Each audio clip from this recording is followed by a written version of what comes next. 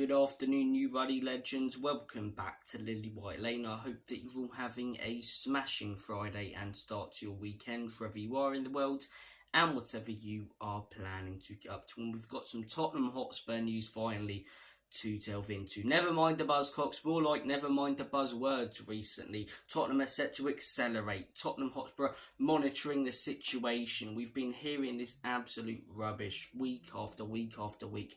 But we've actually got some proper news coming out from a reliable journalist that is Fabrizio Romano that states that Tottenham Hotspur are interested in Solanke this summer. Solanke is a name that's been mentioned when it comes to Tottenham looking for a striker over the last year, really, since Harry Kane went. And he's not top of my list by any means, but am I as against him as some Spurs fans are? No. I think you look at his stats last season for a club like Bournemouth, who were mid-table. I think they're absolutely fantastic. I get that his stats overall in the Premier League aren't great whatsoever. I get that he is injury prone, but you've got to look at his most recent work, and his most recent work in the Premier League has been superb. It really has been mustard. Then again, Julian Alvarez wants to leave Manchester City. He wants to stay in the Premier League, and he wants to start game after game after game. He wants to be a first team player consistently. Why are we not going after him? He's a Champions League winner, a Premier League winner multiple times. He's a superb young striker whose best years are still ahead of him. He's already proved himself at Manchester City in the Premier League. Julian Alvarez is the type of striker we need. I would love Julian Alvarez at Tottenham. Ivan Toney as well. Those two players would be above Solanke. But for me, I hear people talking about Gyökeres. I believe that's how you pronounce his name. I do apologise if I've absolutely butchered that.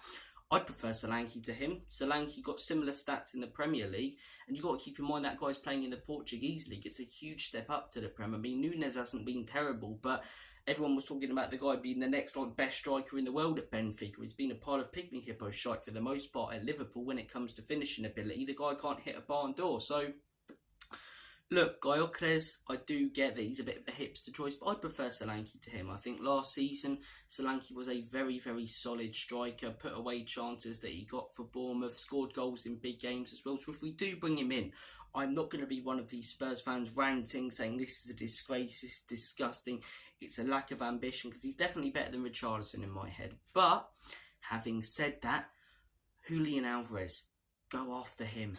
He's available. He wants to leave City. Ivan Toney wants to leave Brentford. Oh, he's got attitude problems.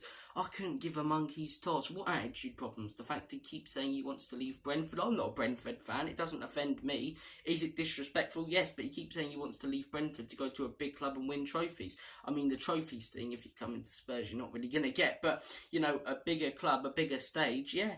You know?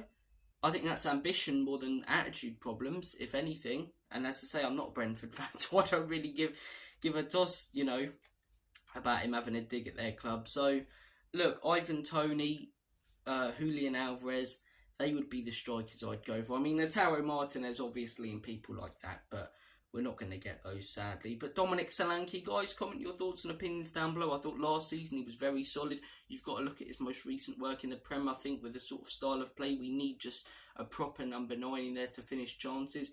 He could be that guy, in my opinion, but we could still get players who could be that guy and do more special things than Solanke will. Comment your thoughts and opinions. I'm slightly leaning more towards that I don't mind the signing, but also I am more sitting on the fence. I would be, you know, furious if this goes through, and I'm also not someone who would, you know, be overjoyed and so excited that we've signed Solanke. I mean, it's hardly Real Madrid signing a bloody Galactico, is it? Spurs signing Solanke, but as I say, comment your thoughts and opinions. Some more rumours about Pedro Neto. Do you know what it is with Neto, right? There's a couple of wingers I think Spurs should look at. And those two, for me, are Eze and Neto. And I said this when we were looking at other wingers, as I say. Neto is a very good player, but he's very injury prone. And does he do anything better than Eze? No. Does he possess the same attributes? Yes. Is he a very good player using those attributes? The skill, cutting inside, scoring goals, as I say, using his pace? Yes. But I think Eze has those attributes and uses them better.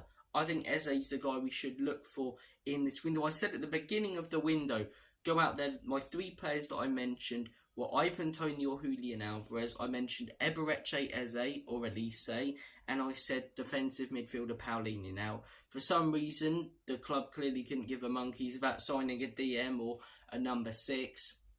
I get that Ange normally plays with a number 8, but you need someone a bit more defensively stable than Bissouma. I mean, bloody hell, last season that guy was an absolute shambles, weren't he? Especially towards the end. Oh, he started the season well. He's had 8 good games at Spurs. Leave off. So, look, I mentioned Eze as one of the players. At least say we can't get Paulinho, we can't get Toney, and Alvarez are still out there. But for me, Eze should be the priority. Again, though, with Neto, it's not a signing that if we make, I'm going to say, like Solanke, oh, it's a disgrace and Spurs lacking ambition, you know.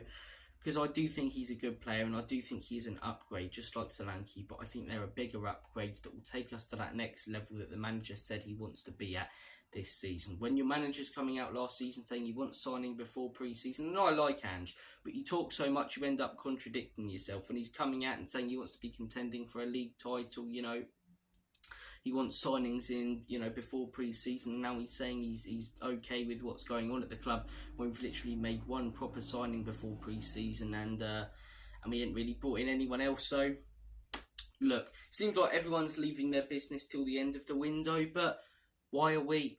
You know, I get that other clubs aren't really spending because of financial fair play, and maybe, you know, the spending won't be massive at the end of the window, but clubs will start to do a little bit more business because they'll feel that they need to. They'll feel more pressure from the fans. But Chelsea, Man City, you know, even Man United and Arsenal, concerned about spending loads of money because of financial fair play.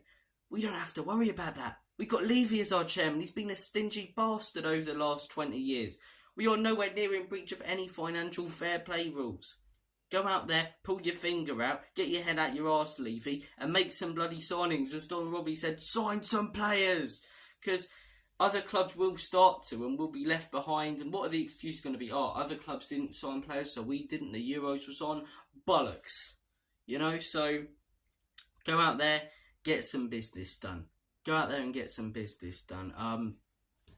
Look, I'm going to discuss one more transfer, Lincoln, and I'm downstairs to have a bit of breakfast. Crunchy nut cornflakes, Frosties for wankers. So, look, the final piece of news I do want to discuss, Emerson Royale. It looks like he is going to AC Milan. The deal looks pretty much done. Barry is going to be absolutely gutted. Nick's going to be all over the gaff, but look, at the end of the day, let's not beat around the bush. There's been worse players at Spurs, but the guy's been a bit of a laughing stock. He's nowhere near consistent. He's tried hard for the club over the last few years. I'm not denying that, investing in that big, you know, machine to make him like Hakimi, but as I say, you'll never be Hakimi, mate. You're just not quick enough. You're not good enough. Brutally honest, he's just never going to work at Spurs or in the Premier League. Whereas at AC Milan, I think that sort of league suits him, you know, especially in an Ange system or in this league, as I say, inverting and stuff. I bet you don't even know the meaning of that word. Whereas in Italy, as I say, the pace is a little bit slower. You know, wing backs and right backs and left backs rarely go past the halfway line and that sort of thing. So, look, the Italian league will suit him a little bit more, in my opinion. He still's not, you know, going to be great there or pull up loads of trees, but I think he'll be more consistent over there. And do you know what? I wish him all the best. He hasn't done anything disrespectful to Spurs. He's given it his all, but at the end of the day, as I say, I give my all when I play five-a-side. Don't mean I'm going to be good enough to play Spurs. Bob gives his all at Sunday League at centre-back, getting stuck in.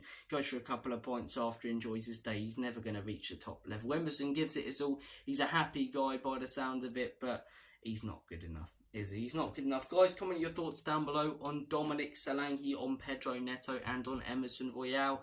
Take care of yourselves. All the best. Have a smashing rest of your day and weekend.